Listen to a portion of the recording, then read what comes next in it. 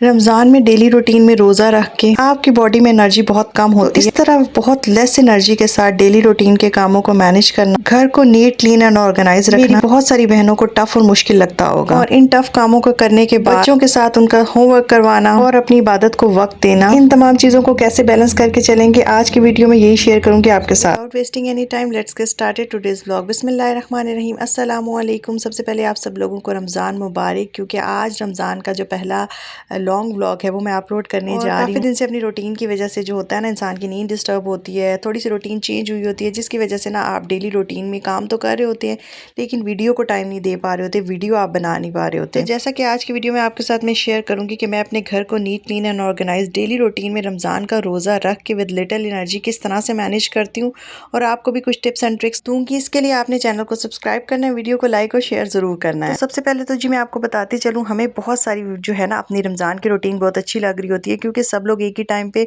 सहरी करते हैं और एक ही टाइम पे जो है अफ्तारी कर लेते हैं। इसलिए हमें जो मील प्रेपरेशन का काम होता है ना, वो हम ऑलरेडी रमज़ान से पहले कर लेते हैं। तो डेली रूटीन में हम इस स्ट्रेस से तो बच जाते हैं कि आज क्या बनाना है और क्या नहीं, 3 टाइम क्या ये खाना हो जाएगा कि नहीं। सुबह के लिए कुछ और बनाना पड़ता है, शाम के लिए कुछ और। कोई नाश्ता जल्दी करता है, कोई नाश्ता लेट करता है। सबसे पहले बच्चों को स्कूल भेजना होता है, फिर हस्बैंड को ऑफिस भेजना होता है। तो ये बहुत सारा स्ट्रेसफुल डेली रूटीन में काम लग रहा होता है। रमज़ान में यही मेरी तरह बहुत सारी बहनें ना रमज़ान की रूटीन को बहुत अच्छा जो है वो समझ रही होती हैं और कहती हैं कि भाई ये रूटीन इतनी टफ नहीं होने वाली। लेकिन ये एक बहुत बड़ी हकीकत है, जब हम रोज़ा रखते हैं ना तो हमारी बॉडी में उस लेवल की जो पावर होती है, जो एनर्जी होती है, वो उतनी नहीं होती जितनी कि हम डेली रूटीन में खा पी के हम अपने कामों को कर रहे होते हैं। और नींद भी हमारी कुछ थोड़ी बहुत डिस्टर्ब होती है, क्योंकि डेली रूटीन से हट के हमारी रूटीन जा रही होती है। सहरी हमें ऑलमोस्ट मिडनाइट में उठना पड़ता है, जिसको हम नॉर्मली मिडनाइट कहते हैं, जबकि वो सुबह का टाइम होता है। तो फिर इस तरह से हम लोग वैसे नमाज पढ़ते हैं फजर की और सो जाते हैं। तो इसमें बेसिकली हमारी कोशिश यही होती है कि इस महीने में ज़्यादा से ज़्यादा वक्त जो है ना हम इबादत करें, अल्लाह ताला को जो है ना अल्लाह ताला की इबादत में गुजारें, अल्लाह ताला के साथ अपना बॉन्ड, अपना कनेक्शन जो है वो स्ट्रॉन्ग करें। वैसे तो हम सारा साल ही नमाज पढ़ते हैं, कुरान पाक की तिलावत करते हैं, लेकिन कुछ स्पेशल इबादत का दिल जो है ना वो रमज़ान में इंसान को ज़्यादा करता है। और पूरे साल में हमें ये एक ही महीना मिलता है। तो इसमें आपको मैं एक ये ट्रिक बताऊंगी कि देखिए, रमज़ान से पहले हम लोग अपने घर की कंप्लीट डीप क्लीनिंग जिसे कहते हैं वो हम कर चुके होते हैं। सबसे पहले जब आप उठती हैं ना, क्योंकि ऑलमोस्ट यही होता है कि सहरी करते हैं, हम कुरान पाक की तिलावत करते हैं, बच्चों को स्कूल भेजते हैं और थोड़ी देर नैप ले लेते हैं। तकरीबन 10 या 11 बजे मैं भी उठती हूँ।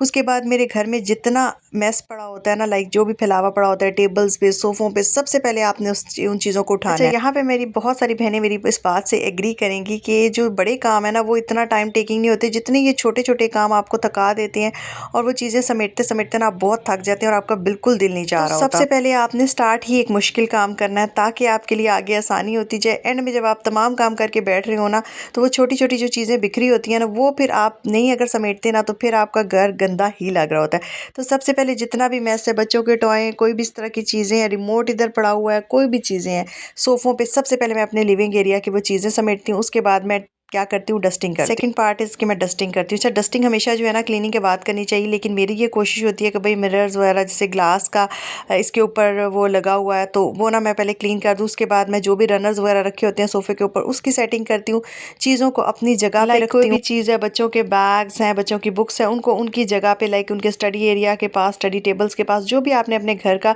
डेजिग्नेटेड एरिया बनाया होता है, वहाँ पे जाके मैं उनको रखती हूँ। और जो लास्ट है ना, उसमें जाके फिर जी मैं क्लीनिंग या मॉपिंग करती हूँ। अच्छा, यहाँ पे जी स्टडी टेबल के ऊपर भी काफ़ी सारी चीज़ें बिखरी होती हैं। जाहिर सी बात है, बच्चे स्कूल जाते हैं, कभी छुट्टी का दिन हो तो उनकी बुक्स वगैरह जब वो स्टडी करते हैं तो चीज़ें पड़ी होती है, तो उन सब को भी मैं यहाँ पे समेट लेती हूँ। और सारी चीज़ों को जब मैं अरेंज कर लेती हूँ ना, तो यकीन माने कि आधे से ज़्यादा थकावट तो वहीं पर ख़त्म हो जाती है, ये देख के कि आपके घर पर फैलावा बिल्कुल ख़त्म है। अच्छा, मुझे तो ऐसा लगता है कि जब टाइम टू टाइम ना आपकी जो स्टेमिना है ना वो आपका बढ़ जाता है, क्योंकि मुझे याद है शादी से पहले जब हम लोग रोज़ा अफ्तार करते थे, तो मेरी मामा को अल्लाह सेहत ज़िंदगी दे, वो ही सारा कुछ करती थी, और हम लोग जो है ना बस पढ़ते थे और बस जी खाते पीते थे, रोज़ा खोलते थे, बाकी कोई काम का कुछ पता नहीं होता था, कुछ परवाह नहीं होती थी।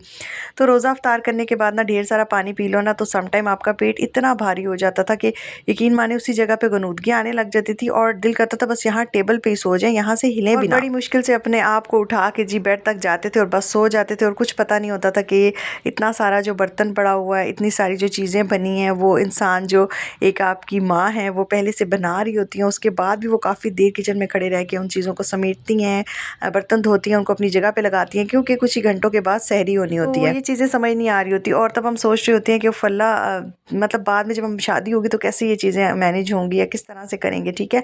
लेकिन मुझे लगता है टाइम टू टाइम जो है ना आपका स्टेमिना बढ़ जाता है। अब इंसान में इतनी हिम्मत हो जाती है कि एक काम क्या 10 काम भी साथ करने पड़े ना तो आप आराम से कर लेती हैं, इतना यूज्ड टू हो जाते हैं इंसान। और दूसरा ये काम भी आप तब कर सकते हैं जब फिर वही बात आती है कि आप अपने घर में अपने बड़ों को कोई काम करते हुए देखते हैं। अदरवाइज़ अगर आप अपने बड़ों को यानी कि अपनी वालिदा को नहीं देखते ना काम करते हुए, तो फिर आप में भी वही सुस्ती काहली आती रहती है, फिर आपकी एनर्जी कभी भी जो है ना वो बूस्ट नहीं हो सकती किसी भी काम के लिए। तो आई होप आप लोग बहुत सारे लोग जो है ना वो मेरी इस बात को एग्री करेंगे। तो मैं तो डेली रूटीन में इसी तरह क्लीनिंग करती हूँ। उसके बाद जी मैं साथ साथ मेरे बेटे का एक टेस्ट था, मैं उनको भी काम दे रही थी, तो साइड बाय साइड ना जो काम मैं कर सकती हूँ ना मैं कर लेती हूँ। सबसे पहले फिर मैंने अपने कमरे में जो है वो फूल झाड़ू है मैं उसको लगाया, उसके बाद मैंने वहाँ पे मोपिंग की और उसके बाद जो मेरा है ना एरिया ओवरऑल वो कारपेटेड है, तो बस कारपेट के ऊपर भी मैं झाड़ू लगाती हूँ। तो डेली का डेली लगा लेती हूँ, वो मैस इतना बनता नहीं है, तो फिर काम ज़्यादा बढ़ता नहीं है। अगर मैं एक दिन का भी गैप दे देती हूँ ना तो वो इतनी डस्ट हो जाती है कारपेट के ऊपर, इतनी ज़्यादा डस्ट हो जाती है कि ऐसे लगता है कि 10 दिन से काम नहीं किया, तो फिर वो बहुत ज़्यादा चीज़ें बर्डनाइज हो जाती हैं। तो मैं अब यही कोशिश करती हूँ कि मैं चीज़ों को बर्डनाइज ना करूँ, और साथ में मुझे ये लग रहा होता है कि मैं जो है ना एक किस्म की एक्सरसाइज कर रही हूँ और इससे जो है ना मेरा वेट भी रिड्यूस हो जाए। अपने माइंड में पॉजिटिविटी रख के अगर आप घर के तमाम काम करेंगी तो यकीन माने आपके काम इस तरह जल्दी से हो जाएंगे, आप अपने आप को फ्रेश भी फील करेंगी, रोज़ा भी आपका बहुत अच्छा जाएगा और आप टाइमली अपनी इबादत भी कर लेंगी। अच्छा, मुश्किल से अब मुझे जो है ना सिर्फ 30 मिनट लगते हैं घर के ये तमाम काम ख़त्म करने में, क्योंकि घर की डीप क्लीनिंग तो रमज़ान से पहले ही मैंने कर ली थी।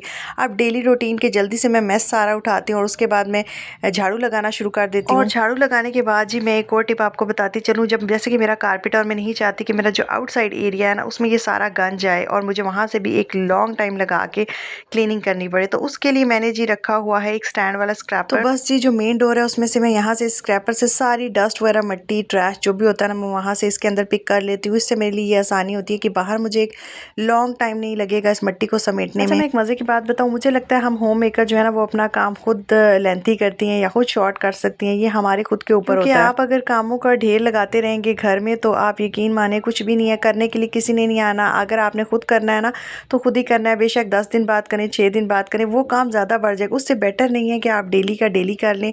और जैसा कि एक बहुत पुराना कॉल है कि जी आज का काम कल पर मत छोड़ें, तो मैं आपको यही कहूँगी कि डेली का काम डेली करें, इससे आपकी हेल्थ भी अच्छी रहेगी, आपकी एक किस्म की एक्सरसाइज भी हो जाएगी और आप अपनी इबादत को भी प्रॉपर टाइम दे सकेंगे। अच्छा, सीढ़ी को भी मैंने 1-2 दिन के बाद मैं इसको जो है ना झाड़ू या ब्रश लगा लेती होती हूँ, लेकिन वैसे मैं नॉर्मली डेली रूटीन में जी यहाँ पे टब भर के ना पानी डालती हूँ।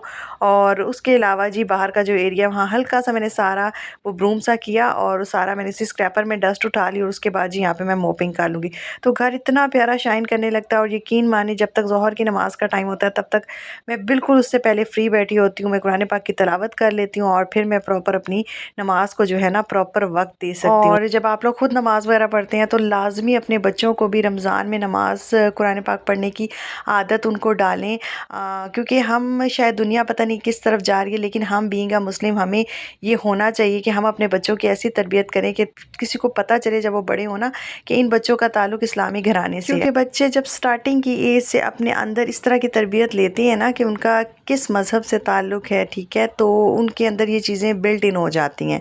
तो बस जी फिर यहाँ पे मैं सारी मोपिंग करूँगी और अपना जो भी, अच्छा आप लोग ये मेरा मोप देख रहे होंगे बड़ा डस्टी हो गया था, फिर साथ ही जी मैं आ गई थी ऊपर कपड़े भी मशीन में डालने के लिए, क्योंकि जितनी देर में मैं अपनी इबादत वगैरह करूँगी तो मेरी मशीन का काम भी हो जाएगा। तो साइड बाय साइड मैंने सारे काम किए। आई होप आपको मेरा ये जो व्लॉग है अच्छा लगा होगा, इसमें जो मैंने आपको टिप्स दी हैं वो भी अच्छी लगी होंगी। तो अगर व्लॉग थोड़ा सा भी अच्छा लगा है ना तो जाने से पहले आप लोगों ने मेरे चैनल को सब्सक्राइब ज़रूर करना है। जब मैं ऊपर से कपड़े डाल के आई थी इतनी देर में जो मैंने मोपिंग की थी वो मेरा जो फर्श था वो ड्राई हो गया था और यहाँ पे अब सारे मैट्स मैं वापस अपनी जगह पे रख दूँगी। तो मतलब आते जाते जो भी काम मेरे हाथों को लगते हैं ना वो काम मैं साथ साथ करती रहती हूँ। और मुझे लगता है एक एक्टिव एक एनर्जेटिक जो हाउसवाइफ है ना वो यूँ ही करती है, क्योंकि इबादत करने के बाद आपको फिर बच्चों का स्कूल का होमवर्क होता है, बहुत सारी और चीज़ें होती हैं, फिर साथ ही इफ्तारी का टाइम हो जाता है। तो जब इस तरह से आप अपने आप को बिज़ी रखते हैं ना तो यकीन माने कि आप अपनी जो है ना एक पुरसकून नींद भी ले सकते हैं और नींद भी आपको बड़ी टाइमली आती है। दुआओं में याद रखिएगा, अपना बहुत सारा ख्याल रखिएगा। स्टे कनेक्टेड, टेक केयर, अल्लाह हाफ़िज़, अल्लाह निगहबान है।